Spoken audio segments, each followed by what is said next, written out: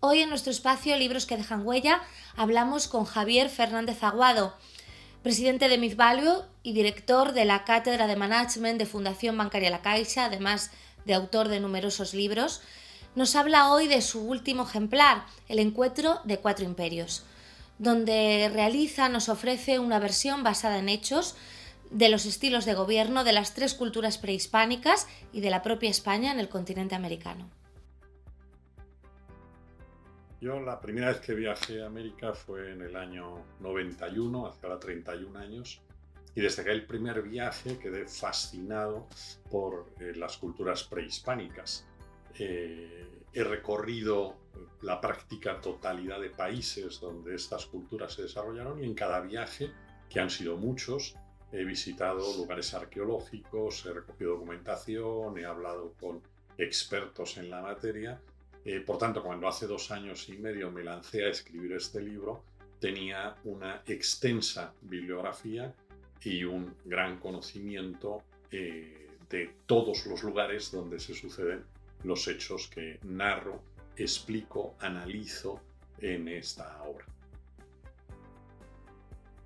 Porque desde que comencé a leer sobre ellas descubrí aspectos realmente interesantes que muchas veces en la cultura contemporánea europea hemos soslayado. Por ejemplo, el respeto escrupuloso a la propiedad ajena, por ejemplo, la responsabilidad en el trabajo, la preocupación por la formación, la exigencia a los jóvenes en las diferentes, vamos a llamar, escuelas que tenían. Algunas podrían ser escuelas de negocios, podríamos denominarlas. También por sus contradicciones, porque junto al sacrificio humano ofrecido a los dioses frente a la antropofagia que practicaban, tenían un absoluto respeto por la vida del ser humano concebido y no nacido. Nosotros ahora tenemos otras contradicciones. Consideraríamos absolutamente demencial inmolar a una persona en una pirámide y sin embargo hay gente que considera que matar a un niño no nacido es un derecho humano. Son contradicciones de unas culturas y otras. Quizá su capacidad de trabajo y sus objetivos, a veces no totalmente éticos, pero sí que tenían una conciencia de propósito, tanto los incas como los mayas como los aztecas. Es obvio que de aztecas e incas tenemos mucha más documentación porque cuando llegan los españoles a América están en pleno desarrollo y por tanto, sobre todo los religiosos que acompañan a los conquistadores, realizan un esfuerzo tremendo por conocer las lenguas, por conocer las tradiciones, por tratar de asimilarlas a la fe católica que ellos están predicando y se descubre un afán por lograr una organización que dé satisfacción a los diferentes colectivos. Por poner un ejemplo entre muchos, allí se consideraba, estoy hablando en este caso de los aztecas, que cuando uno cumplía 51 años ya era un anciano, si sería un equivalente hoy en día a los 91.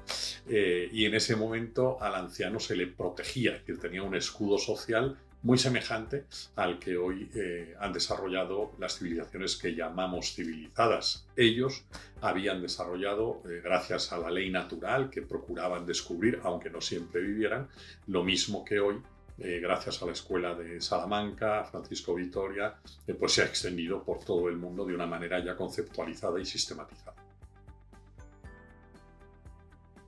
Sí, se puede decir, y es una expresión consolidada entre los investigadores, que la conquista de América la hicieron los aborígenes y la independencia de América la hicieron los españoles. Y me explico para los que conozcan poco esta historia. Cuando Hernán Cortés llega con apenas 300 soldados, se encuentra un imperio formado por cientos de miles de personas y muchas docenas de miles de soldados. ¿Cómo es posible que esos menos de 300 llegaran a Tenochtitlan y conquistar a Tenochtitlan? Pues sencillamente porque lo que se encuentran es una guerra civil. Es decir, cuando Hernán Cortés llega a las playas de Veracruz, yo he tenido la fortuna de estar allí en diversas ocasiones, en San Juan de Ulúa, en la primera edificación, el primer pueblo que constituye Hernán Cortés, en Veracruz, etc. Lo que él se encuentra son civilizaciones dominadas por los aztecas, sometidas a los aztecas, sean los náhuatl, los cholulas, los tlaxcaltecas, los otomíes. Hay muchos pueblos que están aplastados. De hecho, hay historiadores mexicanos que a veces hablan de los aztecas como los nazis precolombinos, es decir, ellos están aplastando mediante un sistema impositivo desmesurado, haciendo trabajar también para ellos, recogiendo de allí prisioneros para las inmolaciones de miles de personas en las pirámides de Tenochtitlan. Se encuentra Hernán Cortés, por tanto, una guerra civil, y lo que hace es conglomerar a todos aquellos sometidos para enfrentarse a los aztecas. Algo parecido, no exactamente igual, pero parecido, se encuentra Francisco Pizarro en el actual Perú, como lo llamaban ellos, ¿no?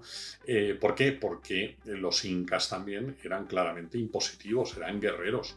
Y hay muchos pueblos sometidos que lo que quieren es liberarse y dicen, oye, vamos a optar por estos que llegan, a ver si nos tratan mejor de lo que nos trataban los que nos tenían explotados, ¿no? Y el segundo término, la independencia la hacen los españoles en el sentido de que no hay un indigenismo que se levante contra España, sino que son criollos, algunos nacidos en América y otros de procedencia explícitamente española, los que no quieren tener que reportar a España, quieren independizarse y utilizan el indigenismo como excusa para encontrar un escudo ideológico que luego, cuando llega la independencia en el siglo XIX, estos independentistas son los más crueles con los indígenas, con los aborígenes, en los que se han apalancado. Esto lo detallo bastante en el libro porque quizá es uno de los aspectos menos conocidos y ahora resulta absurdo que los españoles tengan que pedir perdón, porque quien tendría que pedir perdón son los padres de los que ahora claman por peticiones de perdón a foráneos. Bartolomé de las Casas es un dominico bastante disparatado, es decir, es una de esas personas que le da lo mismo 8 que 80 en un mismo texto.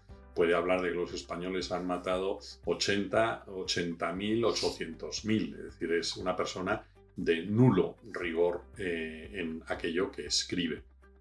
Es más, él había sido encomendero y luego cuando intenta aplicar, cuando le nombran obispo de Puebla, las ideas que él promulga, es rechazado radicalmente porque es un utópico esquizofrénico.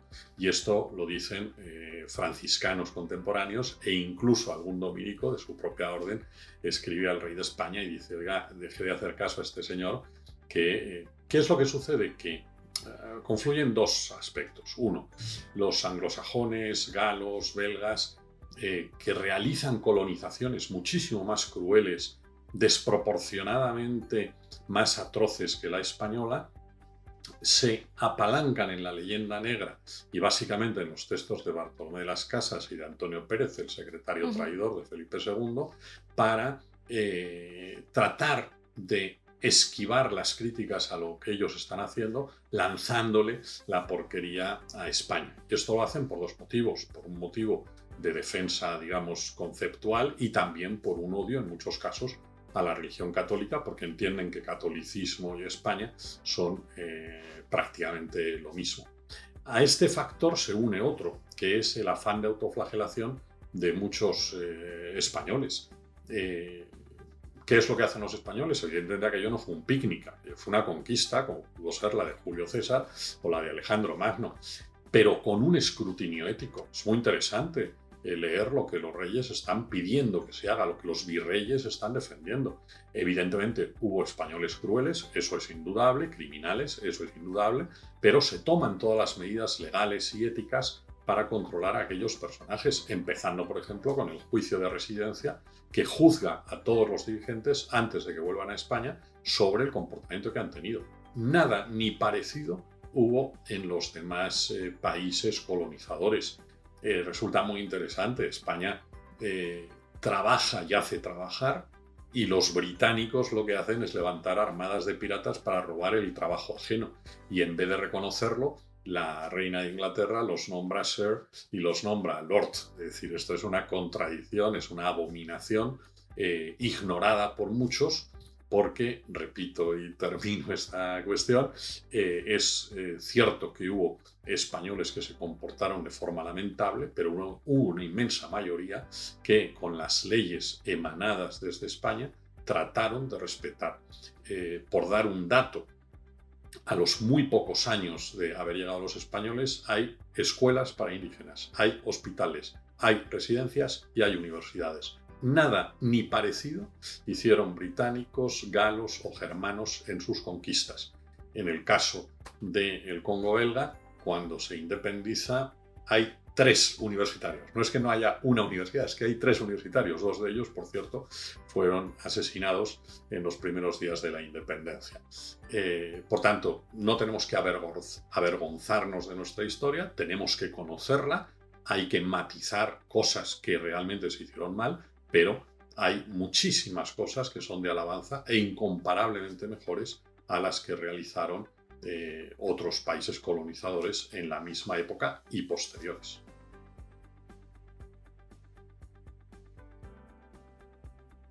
Cristóbal Colón es un personaje muy interesante, un personaje audaz, emprendedor, lanzado, resiliente, pero en esta vida mucho y bien el pájaro no vuela. Cada uno sabemos hacer lo que sabemos hacer.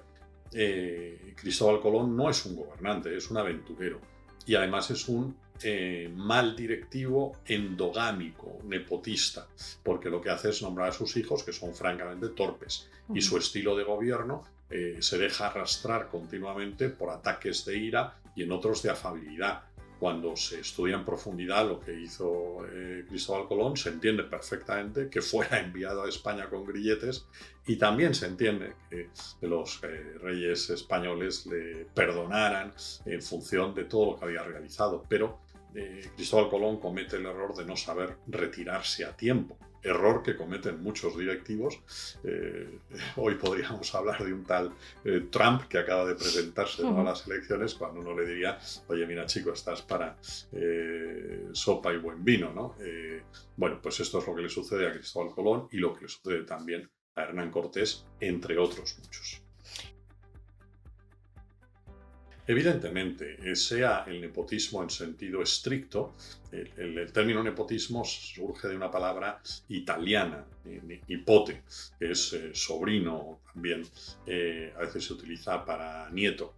El nepotismo surge desde el comienzo de la historia, es decir, no hay que olvidar la relación de Julio César con Bruto, que al final le sale mal y Bruto es uno de los asesinos, pero él ha ascendido a Bruto sencillamente por ser pariente suyo. Bueno, pues el nombrar amiguetes, nombrar parientes para puestos directivos, pues es algo lamentable. Estamos en España y lo vemos continuamente, el nombramiento para presidentes de empresas públicas de gente con nula preparación por el único motivo de su amistad con el presidente. Me parece absolutamente lamentable, penoso y deleznable. Lo mismo que me parece deleznable lo que hizo Cristóbal Colón con sus hijos. Bueno, son muchas. De hecho, en cada capítulo del libro recojo un elenco o espigo, enseñanzas para el presente. Algunas las he mencionado antes, pero por señalar aquellas más significativas, ahí me parece muy relevante por parte de España la preocupación por la ética, el escrutinio ético, por fundamentar bien sus leyes, por reunir las mejores cabezas para analizar qué es lo que debe y no debe hacerse.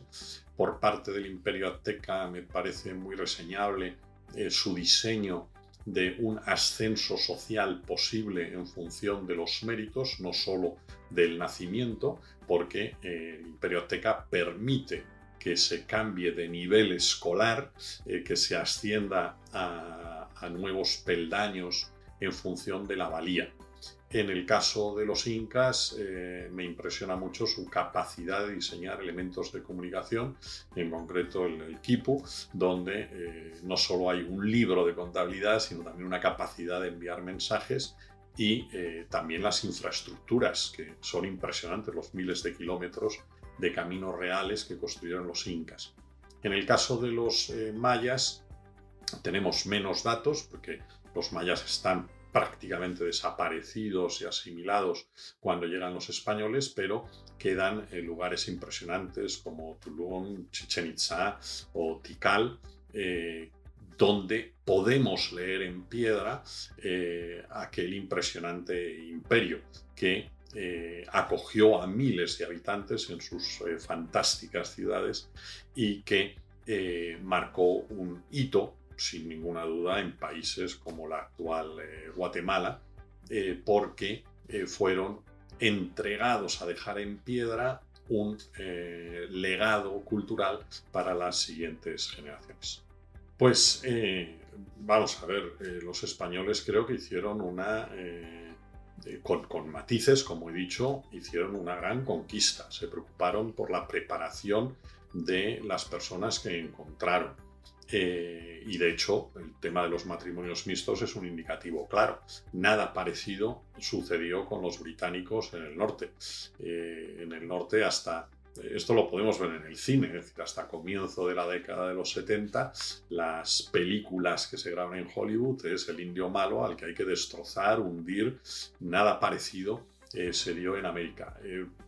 Entre otros motivos, porque los españoles habían ido ahí a trabajar y a encontrar rendimiento y necesitaban mano de obra, por tanto no tenían ningún afán de acabar con los que allí estaban.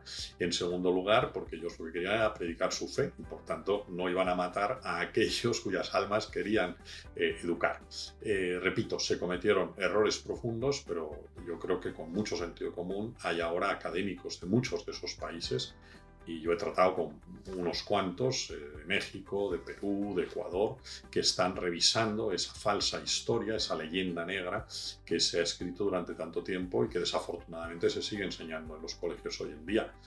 Falsa es también la leyenda blanca, es decir, los españoles no lo hicieron todo bien, pero si lo pusiéramos en la balanza, realmente mejoró mucho la calidad de vida de aquellas personas. No hay que olvidar que en alguna ceremonia anual y en otras que se realizaban bimestralmente o trimestralmente eran asesinados docenas de miles de personas inmoladas en las pirámides de Tenochtitlan. Todo eso fue evidentemente cancelado con la llegada de los españoles. Me parece que eso hay que tenerlo en cuenta y no limitarse a repetir simplezas de muchas personas ayunas de conocimiento que han llegado a presidencias de gobierno de algunos de esos países y dicen cosas que lo que muestran es su profunda ignorancia sobre su propia historia. Bueno, la historia, yo repito que no sirve para nada, pero quien no sabe historia no sabe nada. A mí me gusta en ocasiones, cuando en vez de una conferencia se trata de un seminario un poquito más largo, hacer un pequeño examen. Lo he hecho ahora recientemente con un grupo de directores generales. El examen consiste en que mencionen nombres que les suenen de la historia, ¿no? Da igual que sea Napoleón, Julio César, Alejandro Magno, Hernán Cortés o quien se les ocurra, ¿no? Y el examen consiste en que los pongan por orden cronológico y, si es posible, en el siglo en el que vivieron, siendo personas que han llegado a lo máximo en sus organizaciones. Rara es la vez que alguno de esos personajes no recibe más de 3 o 4 siglos. Y a veces me encuentro pues, con Julio César en el siglo XIX, a Napoleón en el siglo I a.C., o Alejandro Magno en el siglo V, ¿no? ¿Esto es importante? Hombre, importante, sí. ¿Por qué? Porque si uno no sabe su historia, si uno ignora el por qué estamos aquí, por qué sucede lo que sucede desde el punto de vista económico, social, político, pues las soluciones que daremos serán francamente ineficientes. El ignorante siempre es un peligro público y no es que haya que ser un experto en historia, pero desde luego para dirigir un poquito de nociones de antropología y de historia son fundamentales para no ir de error en error.